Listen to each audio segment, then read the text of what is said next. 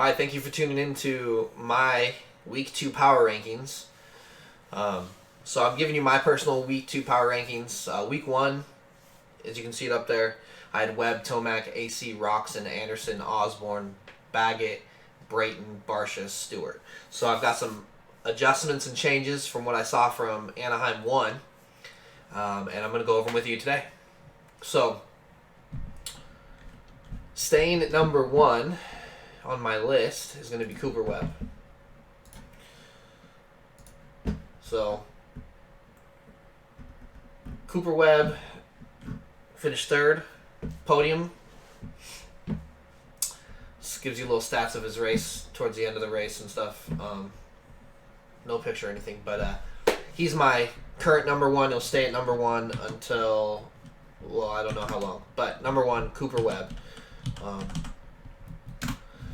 Previous video I said, you'll lose the race on your worst night, or the championship on your worst nights, and he was sick. He had every right to be mentally down, physically down, tired, and he went out and podiumed. So if third's the worst he does all year, granted I don't think that's what it's going to be, but he's got the championship mindset. He's defending champion. He looks strong. He looks good. He's sick, and he went out and podiumed. That's my number 1. Number 2 on my list, rides green, but it is no longer going to be Eli Tomac. It's going to be Adam Cianciarulo. The man was just phenomenal. Went out. He's got pressure because it's his first 450 race. He's had pressure his whole life, honestly. He came out and he performed. Fastest qualifier. He was fast. So I have him number 2. I think he looks mature out there. He looks really good, and I just foresee him being number 2 all year. Right now. So unless he can go out and string some wins together and take over the number 1 spot or consistently beat Webb, that's where he sits right now. Number 3. So third, I have somebody moving extremely far up, and that's your winner, Bam Bam. Justin Barcia. So I got Barcia moving all the way up from previously 9th to number 3.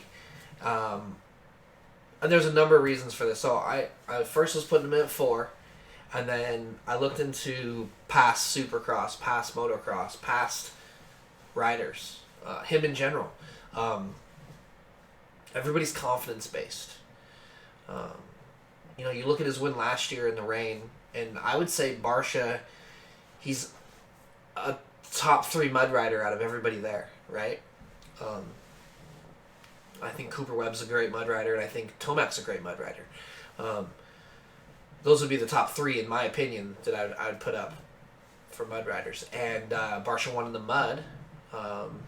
2 of his 3 wins prior to this last win were mud races. I would call Seattle a mud race when he won in his rookie season.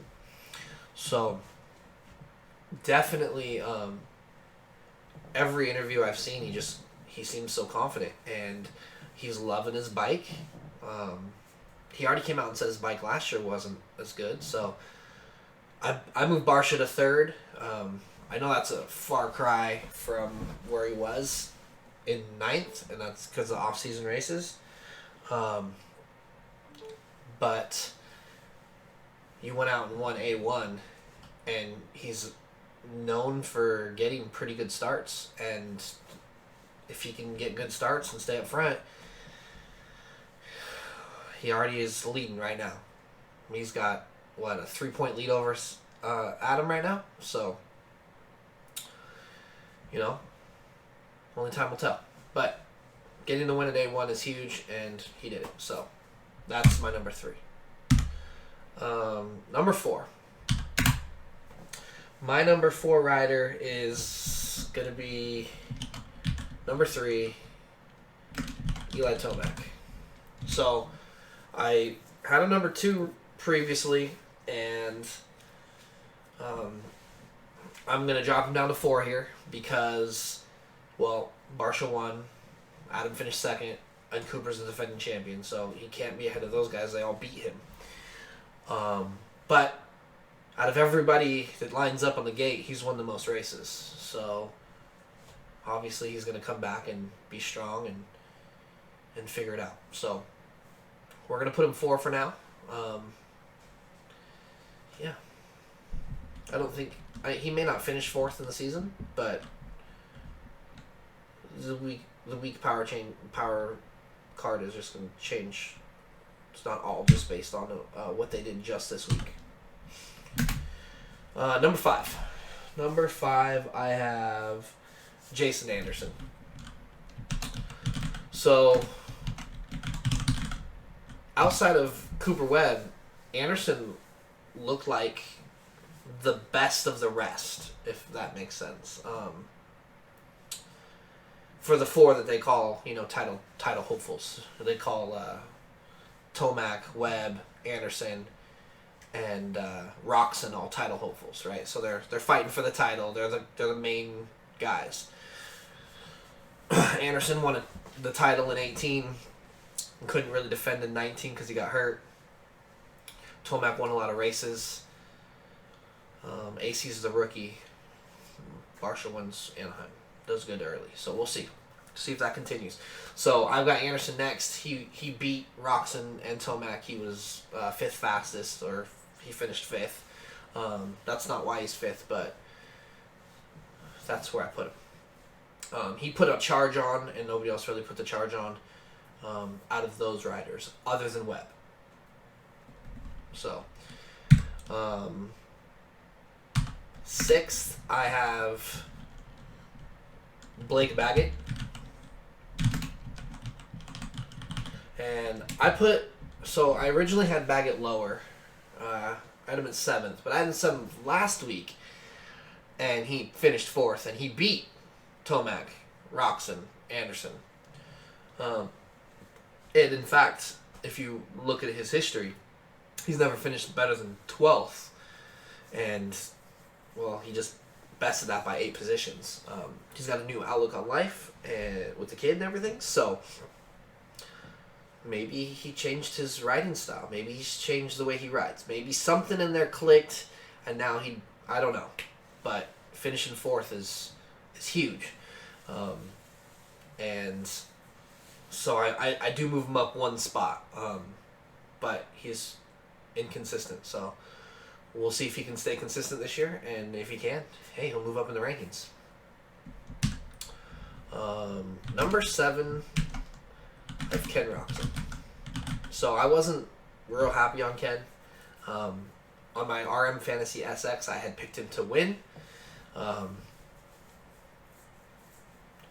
That doesn't have any influence as to why he's 7th here. But he definitely, finishing 6th and going backwards, there was a time when him and Cooper were right next to each other.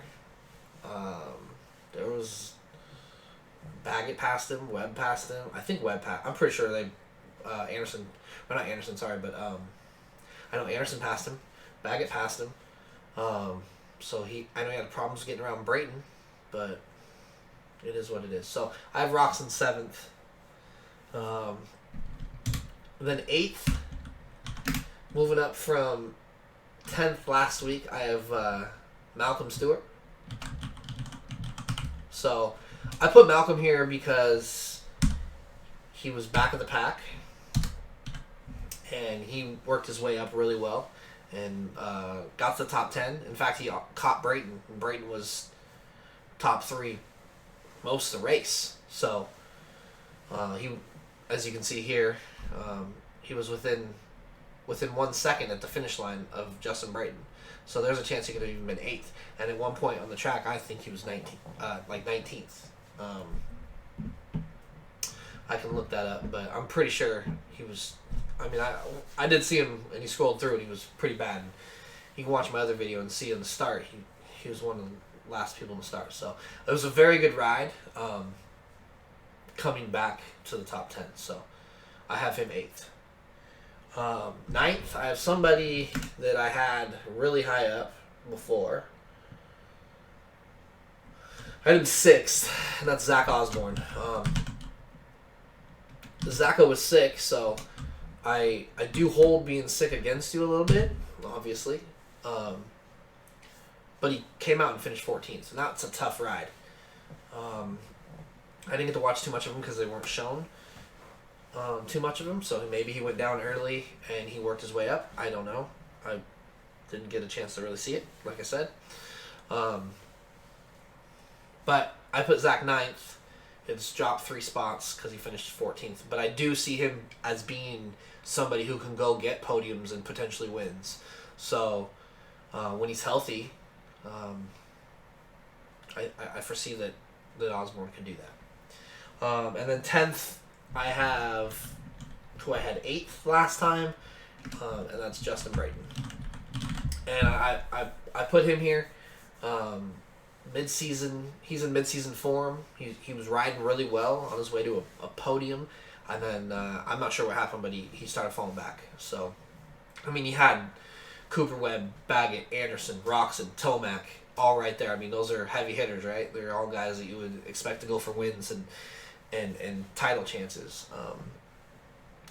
I don't see titles for Brayton, but I do see him, potentially getting podiums and things. And he rode well enough to get one. He just towards the end fell off a little bit. So I'm not sure if those overseas races were the full 20 minutes plus 2 lap or plus 1 lap, so that little bit right there's where it goes. So that's my personal power rankings for round 2 St. Louis.